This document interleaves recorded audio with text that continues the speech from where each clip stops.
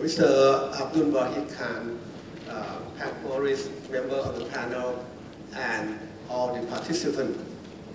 The average age of people attending this conference is 30 years old.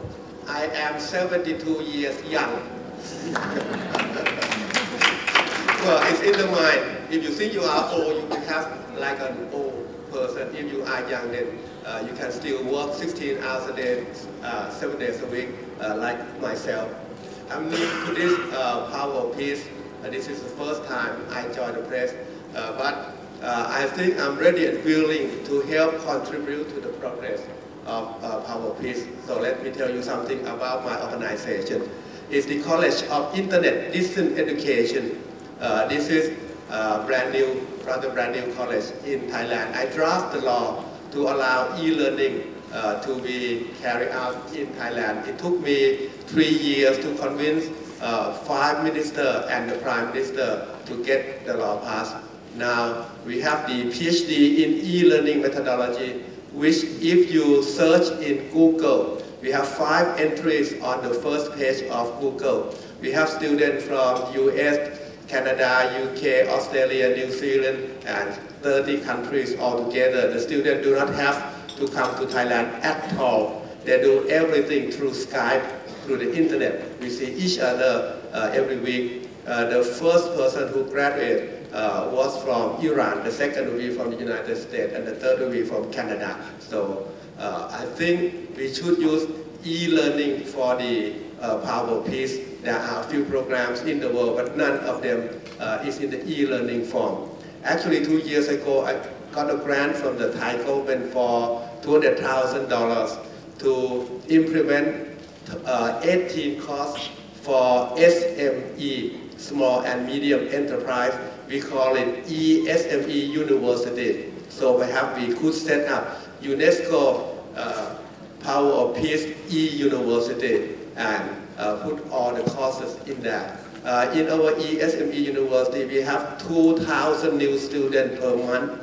Now we have 52,000 students, and I hope to have 2 million students soon. There are 9 million SME people, and so if we establish this for UNESCO, maybe we can get millions of students to be certified, to be expert or somebody knowledgeable about the Power of Peace.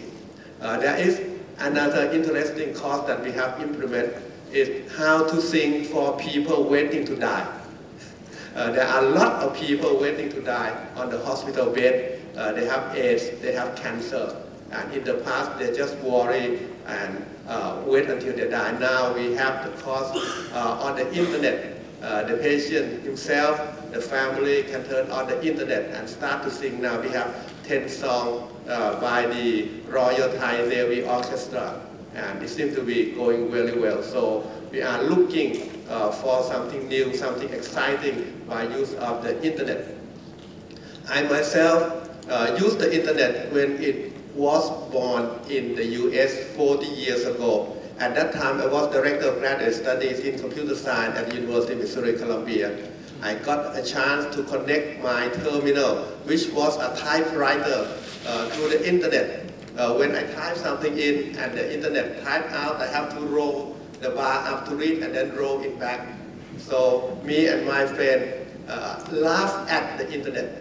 We said that nobody would use the internet. How wrong were we? For the first 20 years of the life of the internet, National Science Foundation did not allow commercial use of the internet.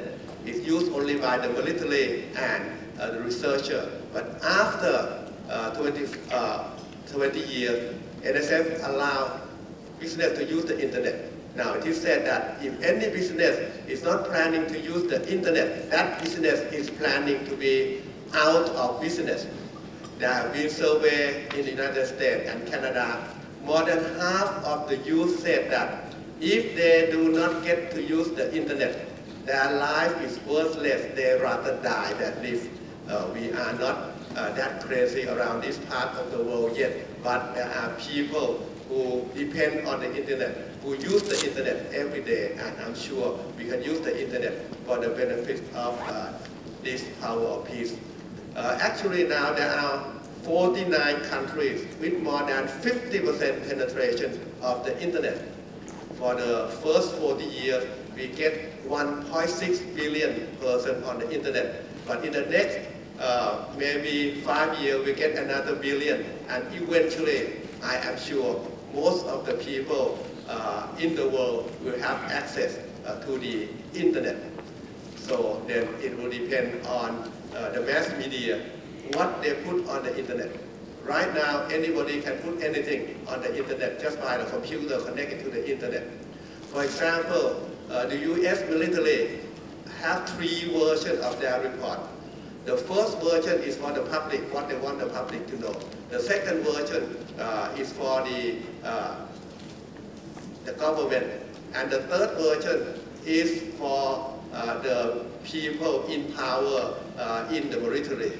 So we have to be very careful what we see in the internet. Her Royal Highness Princess Mahajakri Sirinthorn said that if you want to know anything, ask Professor Gu. So that's Google. Actually, next month I have been invited to give a talk in China, and the title would be E-learning, M-learning, U-learning, and Gu learning. For the Thai people, Gu is not very polite, but actually it's been Google. So in the US, more than 96% of the universities are now offering e-learning, and it has been said that within 5 years, 10 years, the majority of the people in the US will learn to e-learning. Less than 50% will learn in class. So I think UNESCO should take this e-learning and M-learning and U-learning and use them for the benefit of our peace. Well, actually there are conflicts everywhere. At home we have conflict. At office we have conflict. At university we have conflict. At Assumption University we have students from 80 countries. And there are all kinds of conflict. More than one group want to use the same room for their activity, want to use more money, and so on. So everybody have to try to solve the conflict. And one good way to solve the conflict is to use negotiation or arbitration. I also happen to be a judge of the Intellectual Property Court. And we prefer to use arbitration rather than let the court case go on for a long time. We get the 2 sides together and try to get them arrive at win-win situation. So I think there are all kinds of use of internet and ICT and mass media to try to resolve the conflict. Actually, tomorrow morning I'm giving an opening address at one university in Thailand on how to use the internet in mass media. If you want to find out about the information, go to my web, www.charm.au.edu. I have written more than 1,500 papers. You can click in anyone you're interested and then print out the result. So you can do the same thing, put up propaganda or advertisement or whatever you like on your web and try to get the people to understand you. Mutual understanding, I think, is the most important factor in resolving the conflict. And in resolving the conflict, you have to find out how the other party behave, how they think, and you can find out about that now through the internet. I used to be advisor to the president of Bangkok Bank. At that time, when you want to have information on anybody in New York, I got on the plane, went to New York, and find people and talk with them.